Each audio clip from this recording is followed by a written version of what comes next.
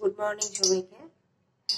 আজকে আমি রান্না করব করলা ভাজি, আলু কুচি দিয়ে তিতা রান্না করব। এটার মধ্যে আমি পেঁয়াজ আর কাঁচামরিচ দিচ্ছি। প্রথমে তেলের কড়াইতে আমি পেঁয়াজ দিয়ে দিচ্ছি।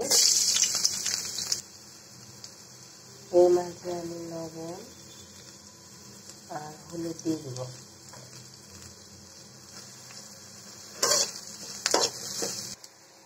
এরপর আমি তিতাগুলো ছেড়ে নিচ্ছি।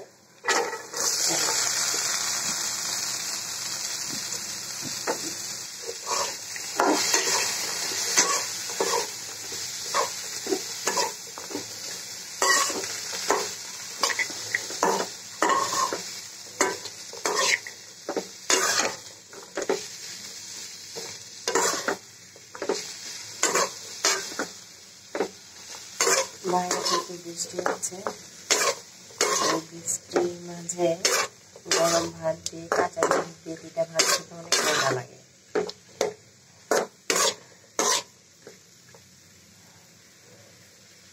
এরপর আমি কাঁচামরিচ ভেঙে নিলাম।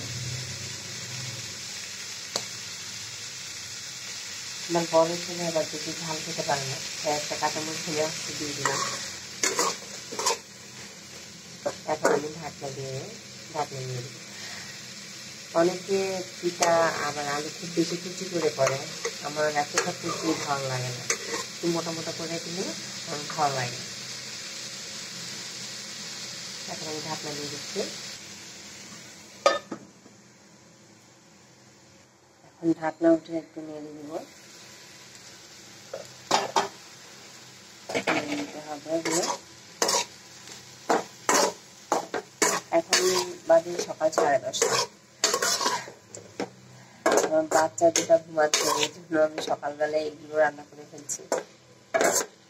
ওরা জেগে থাকলে আমার কাজ করতে অনেক কষ্ট হয়ে যায়। জানিয়ে দিলাম। এখন আবার ঢাকনাটা দিয়ে দিব। আমার ভাজিটা প্রায় হয়ে এসেছে, আমি আবার একটু নাড়ে দিব।